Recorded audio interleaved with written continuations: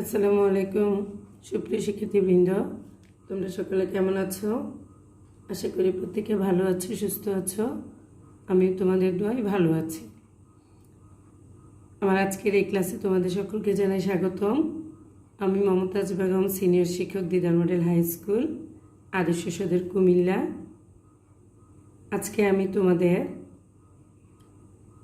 দশম শ্রেণীর গণিত বিষয়ের ত্রয়োদশ অধ্যায় থেকে অনুশীলনী 13.2 গুণোত্তর ধারার দুটি গাণিতিক সমস্যা নিয়ে আলোচনা করব। একটি হলো 8 নং গাণিতিক সমস্যা, অন্যটি হলো 10 নং গাণিতিক সমস্যা। তাহলে সুপ্রিয় শিক্ষার্থীবৃন্দ, চলো আমরা প্রথমে 8 নং গাণিতিক সমস্যাটি সমাধান করি। প্রথমে আমরা সমস্যাটি পড়ব। একটি গুণোত্তর ধারার পঞ্চম পদ 2√3/9 এবং দশম পদ 8√2/81 হলে ধারাটির তৃতীয় পদ নির্ণয় করো। দেখো, এখানে কিন্তু গুণোত্তর ধারা এটা বলেই দিয়েছে। গুণোত্তর ধারার পঞ্চম পদ দেওয়া আছে, দশম পদ দেওয়া আছে। এখন ধারাটির তৃতীয় পদ বের করতে হবে। আমরা একটু খেয়াল করব যে এখানে কি দেওয়া নাই। আমরা দেখতে পাচ্ছি এখানে গুণোত্তর ধারার প্রথম পদ দেওয়া নাই, সাধারণ অনুপাত কত সেটাও দেওয়া নাই, কিন্তু দেওয়া আছে কি পঞ্চম পদ এবং দশম পদ। তাহলে এই দুইটা পদকে আমরা কাজে লাগিয়ে আমরা যদি এ এবং আর এর মান বের করতে পারি, তাহলে আমাদের তৃতীয় পদ বের করা অনেক সহজ হয়ে যাবে। তাহলে আমরা মূল কাজে চলে যাই। প্রথমে আমরা লিখব যে মনে করি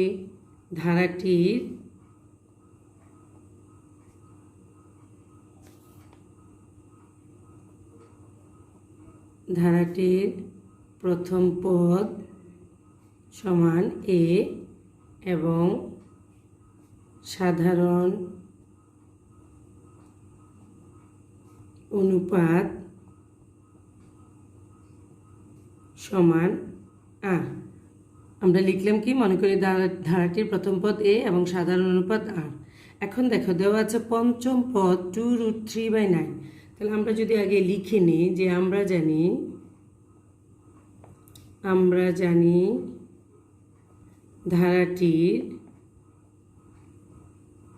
ধারাটির nতম পদ সমান ar⁻n-1। এটা হলো সূত্র। এখন দেওয়া আছে কত, ধারাটির পঞ্চম পদ সমান কত হবে, ar⁵ যেহেতু এখানে nতম পদ মানে ছিল n-1, আর এখানে যেহেতু পঞ্চম পদ, তাহলে আমরা লিখব ar⁵ তার মানে ইকুয়াল ar⁴। ধারাটির দশম পদ সমান ar⁻10-1 ইকুয়াল ar⁵9। এখন আমরা প্রশ্ন মতে যাব কি জন্য? কারণ প্রশ্ন মতে যাব এই জন্য যে পঞ্চম পদ সমান দেওয়া আছে 2√3/9, দশম পদ সমান দেওয়া আছে 8√2/81। এখন পঞ্চম পদের পদসংখ্যা আমরা পেলাম এটা, দশম পদের সূত্র দিয়ে আমরা পেলাম ar⁵9। তার মানে এটা সমান দেওয়া আছে এত, আর ar⁵9 সমান দেওয়া আছে 8√2/81। তাহলে আমরা এখন লিখব প্রশ্ন মতে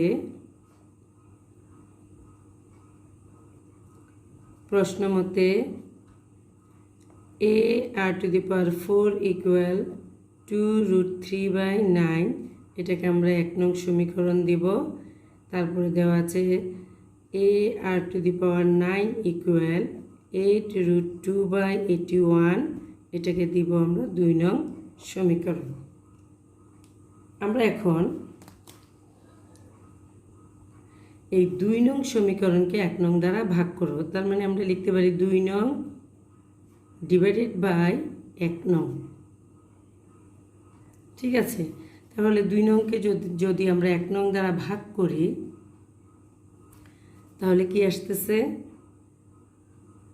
2 নং হলো আমার a r to the power 9 by a r to the power 4 equal 8 root 2 by 81 আর এখানে হলো 2 root 3 by 9। খেয়াল করো এ যদি আমরা কেটে দেই বাকি থাকলো r to the power 9 বা r to the power 4। ভাগের সময় আমরা জানি পাওয়ারে বিয়োগ হয়। r to the power 9 থেকে যদি r to the power 4 চলে যায় তাহলে থাকবে r to the power 5 equal এটাকে যদি আমরা গুণ করে উল্টিয়ে দিই তাহলে থাকবে 8 root 2 by 81 into 2 root 3 by 9। 4 দুগুণে 8 9 নং 81 বা r to the power 5 equal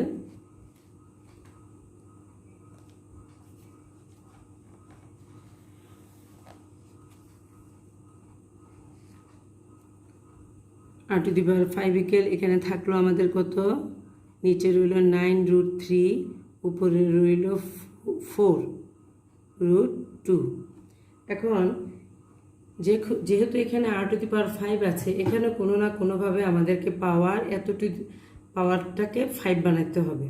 তাহলে কিভাবে আমরা পাওয়ার 5 বানাতে পারি বা r to the power 5 equal খেয়াল করো 4 root 2 তার মানে 4 কে যদি আমরা ভাঙি root 2 whole to the power 4 into root 2 9 কে যদি আমরা ভেঙে ফেলি root 3 whole to the power 4 into root 3।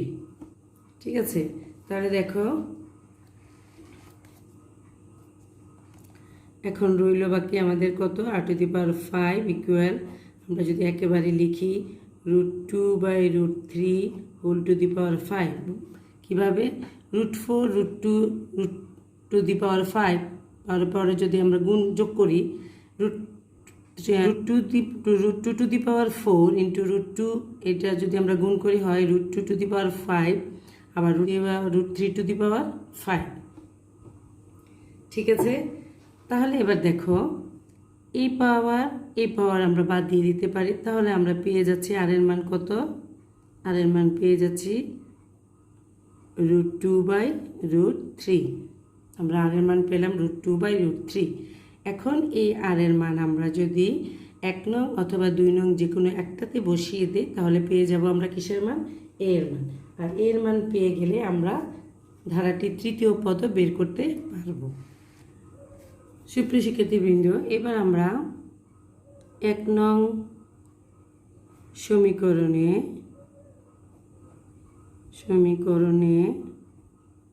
r এর মান বসিয়ে পাই। 1 নং সমীকরণ r এর মান বসালে কি হবে 1 নং সমীকরণ ছিল আমাদের a r to the power 4 equal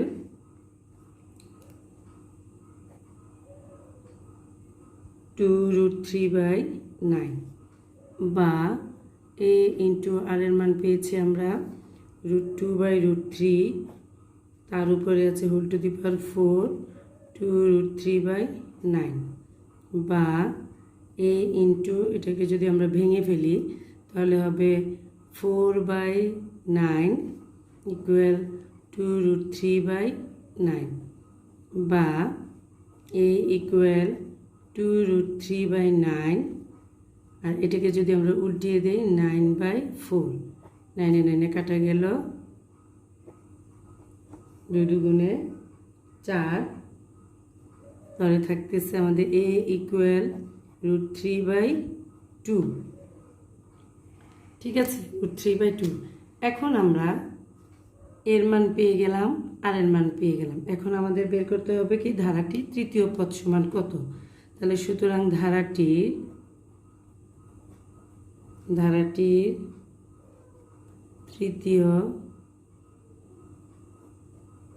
তৃতীয় পদ সমান a r to the power 3 minus 1 সমান a r to the power 2। এখন আমরা মান বসাবো এর মান পেলাম root 3 by 2 into r এর মান পেলাম root 2 by root 3 তার উপরে whole square equal root 3 by 2 into রুটের হোল স্কয়ার দুটার ক্ষেত্রে কাটা গেলে থাকবে 2 by 3, 2 কাটা থাকতেছে √3/3। এটাকে যদি আমরা আবার ভাঙি √3 ইন্টু √3 কাটা গেল থাকতেছে 1/√3। তাহলে আমাদের ধারাটি তৃতীয় পদ সমান পেলাম কত? 1/√3। ঠিক আছে সুপ্রিয় শিক্ষার্থীবৃন্দ, এবার আমরা দেখব অনুশীলনী 13.2 10 নং গাণিতিক সমস্যাটি। 10 নং যে সমস্যাটি সেটি হলো 5 + x + y + 135 গুণোত্তর ধারাভুক্ত হলে x এবং y এর মান নির্ণয় করো। তাহলে আমরা আমাদের যথারীতি যে নিয়ম আছে সেটিতে চলে যাব। আমরা লিখব যে প্রদত্ত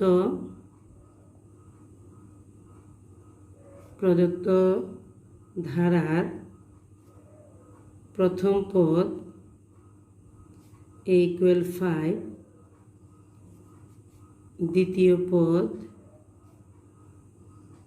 = x, তৃতীয় পদ = y এবং চতুর্থ পদ 135। ঠিক আছে, এখন ধারাটির আর এর মান আমাদের বের করতে হবে। আর এর মান বের করতে হলে আমাদের ওই সূত্র অ্যাপ্লাই করতে হবে। আমরা বলবো যে মনে করি ধারাটির সাধারণ অনুপাত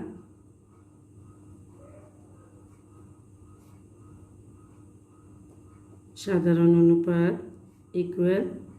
r। ঠিক আছে, এখন ধারাটির দেখো চতুর্থ পদ দেওয়া আছে 135 আর দেওয়া আছে এর মান। মাঝখানে যে দুটি পদ আছে সেই দুটি পদ কত আমাদের বের করতে হবে। তাহলে আমরা যেহেতু এটা দেওয়া আছে এবং এর মান দেওয়া আছে তাহলে অন্ততপক্ষে আমরা আগাতে পারবো। তাহলে আমরা যদি এটা থেকে কাজ করি যে ধারাটির চতুর্থ পদ সমান ar⁴ - 1 = ar⁴। এখন যদি আমরা প্রশ্নমতে লিখি, প্রশ্নমতে ar⁴ = 135 বা এর মান 5 × r³ = 135 বা r³ = 135/5 কাটাকাটি করলে থাকতেছে এখানে 27 বা r = 27কে যদি আমরা এখন ভাঙি, r আমরা 3 উপরে যদি কিউব দেই তাহলে আমাদের 27 হয়ে যায়। আর এখন আমরা এই 3 যদি আমরা মেট করে দেই তাহলে থাকতেছে r = 3।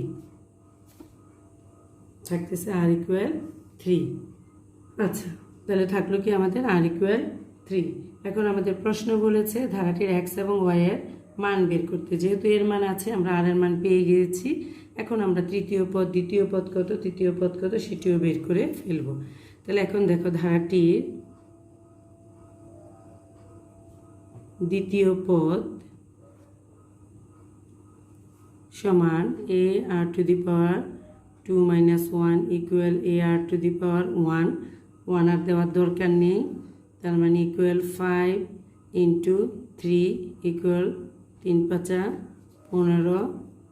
ধারাটির তৃতীয় পদ ar⁴ 3 - 1 = 5 × r এর মান 3 তার উপরে পাওয়ার 2 = 5 3 × 3 = 9 5 × 9 = 45।